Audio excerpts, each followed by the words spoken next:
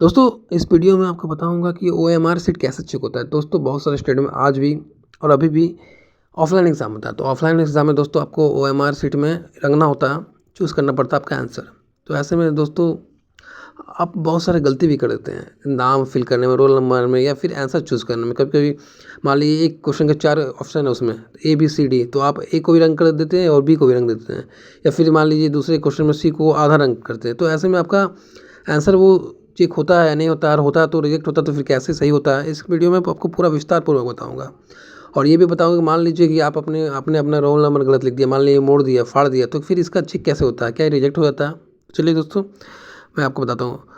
दोस्तों, आपका जो ओएमआर शीट होता है, उसको जो रीड करता है, जो उसको पढ़ता है, उसे ओएमआर मशीन कहते हैं, मतलब ऑप्टिकल मार्क रीडर मशीन। दोस्तों, ये मशीन होता है जो आपका जो सिर्फ गोल बिंदु है उसको पढ़ पाता है। आप जो लिखते हैं ना, मान लीजिए आप अपना नाम, रोल नंबर लिखते हैं, उसको ये पढ़ नहीं पाता। सिर्फ आपका जो आप बिंदु बनाते हैं, जो टिक करते हैं, उसी को पढ़ पाता है। तो इसीलिए कहा जाता है कि आप जो अपना बिंदु बनाएँ वो पूरा बनाएँ, आधा-अधूरा नहीं बनाएँ, जिसको वो पढ़ पाए। नहीं, अगर आप सही से इसको गोल नहीं करते तो वो उसको पढ़ नहीं पाता। तो दोस्तों, ये जो आप optical machine reader OMR machine देख रहे हैं, ये जो मशीन सामने चल रहा है, इस मशीन को डायरेक्ट कनेक्ट किया जाता है कंप्यूटर से। जैसे मान लीजिए आप यहाँ से आपका ओएमआर शीट गया अंदर, उसके बाद ये रीड करेगा। मान लीजिए सही से रीड नहीं कर पाया तो फिर से ये रिजेक्ट वापस फेंक देगा। और मान लीजिए अगर ये सही से रीड कर दिया तो इसको आगे प्रोसेस कर देगा। और इस मशीन को जो देखने के लिए सहायक होता है, जो चेक करता है कि इसने सही पढ़ा या नहीं पढ़ा। दोस्तों, ये जो मशीन है वो डायरेक्ट कंप्यूटर से कनेक्ट होता है। और कंप्यूटर से कनेक्ट होने के बाद जो आपका रो एम आर सीट रीड होता है, वो आपका कंप्यूटर स्क्रीन में दिखता है कि इसका ये आंसर है। और मान लीजिए जब कुछ सब सही से प्रोसेस हो जाता है, आगे बढ़ जाता है, तो आपका जो पूरा मार्क्स है वो आपका नाम, रोल नंबर के साथ आपके मशीन में, आपका कंप्यूटर में दिखता है। आप देख सकते हैं यहाँ से रीड हो रहा है।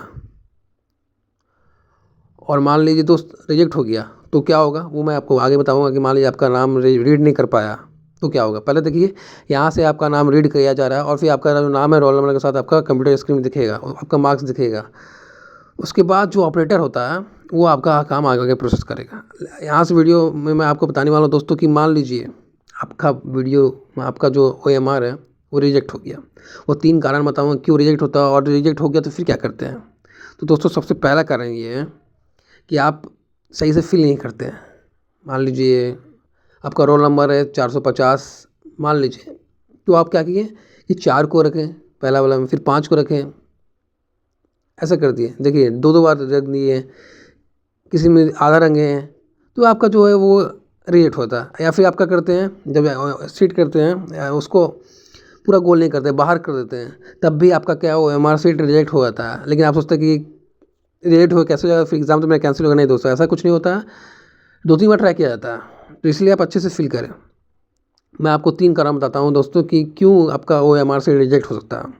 पहला ये है कि आप उसे क्या होता है, मोड़ देते हैं। तो मशीन सीधा उसको प्रोसेस कर नहीं पाता, आगे भेज नहीं पाता, तो आप उससे मोड़िएगा नहीं और उसको सही सही फिल कीजिए। और मान लीजिए कि आप रोल नंबर गलत लिख देते हैं, लिखना भी होता है। जैसे कि मान लो 4535 आपका रोल नंबर है, उसको आप लिखना है, फिर उसको रंगना भी है। तो मान लीजिए रंगे सही है और लिखे गलत है, तो कोई प्रॉब्लम नहीं है। दूसरा कारण है कि कभी-कभी क्या होता है कि आपका रोल नंबर जो है या कुछ भी हो, आप आंसर फिल किए वो गलत फिल कर देते हैं, है ना। एक मान लिया किसी क्वेश्चन का आंसर ए है, आप बी रंग दिए, फिर सोचेंगे कि आप इसने हम ए कर देते हैं, तो दोनों रंग दिए। और आप फिर क्या करते हैं, ब्लेड से फिर व्हाइटनर लगा देते हैं, तब भी क्या हुआ, आपको एम आर सी दोस्तों रिजेक्ट हो जाता है। और इसके बाद जो ऑपरेटर है वो देखता है कि क्या प्रॉब्लम है। तो अगर वो देखता है कि नहीं, इसमें हल्का-फुल्का प्रॉब्लम है, तो वो दोबारा 2-3 बार प्रोसेस करता है, हो जाता है तो ठीक है। और ये पूरा डिपेंड करता है दोस्तों आपके ऑपरेटर पर। अगर आपका ऑपरेटर जो है वो अच्छा नहीं है, मान लीजिए वो सोचेगा कि चलो रिजेक्ट कर देते, तो वो छोड़ देता है। लेकिन अगर ऑपरेटर सही है तो वो 2-3 बार 4 बार चेक कर लेता है। जैसे देखिए दोस्तों, ये मशीन में आपका चेक हो रहा है हमारा कितना स्मूथली जा रहा है, क्योंकि सब कुछ सही है। अगर यही गलत है तो वो रुक जाएगा तो ऑपरेटर फिर वहाँ से अपना काम करेगा। और वो किया तो सही है, नहीं तो कोई प्रॉब्लम नहीं है। तो दोस्तों, आप सही से फिल कीजिएगा, कोई प्रॉब्लम ना हो। क्योंकि अगर ओएमआर आपका रिजेक्ट हो गया ना, तो फिर आपको बहुत मुश्किल होने का सामना करना पड़ेगा। कोर्ट कचहरी आपको फिर दोबारा ऑप्शन मिलता है कि आप जाएँ कंप्लेन करें, आपका पास जो वो कार्बन कॉपी रहता है उसको दिखा के ऐसे वैसे, फिर आपका वो दोबारा चेक होगा। तो उसमें भी आपका सही फ़ील होना चाहिए सब कुछ। तो पूरा एक स्मूथली, झारखंड हो, बिहार हो, यूपी हो, आपका बीएड एंट्रेंस एग्ज़ाम हो, सब इसी तरह ओएमआर शीट से ही लिया जाता है। तो दोस्त, वीडियो कैसा लगा ज़रूर बताइएगा। अगर पसंद आए तो लाइक कीजिएगा, कमेंट कीजिएगा, शेयर कीजिएगा और बताइएगा दोस्त कि क्या आपने भी कोई गलती किया, और गलती किया तो ज़रूर बताइए क्या गलती किया, मैं आपको बताऊँगा उसका निवारण क्या। चलो दोस्तों लाइव देख लो कैसे चेक होता है। दोस्तों बहुत मेहनत की आपके लिए ताकि आपको समझ में आए, आपका काम आए। दोस्तों पसंद आए तो लाइक कीजिएगा, शेयर कीजिएगा, कमेंट कीजिएगा।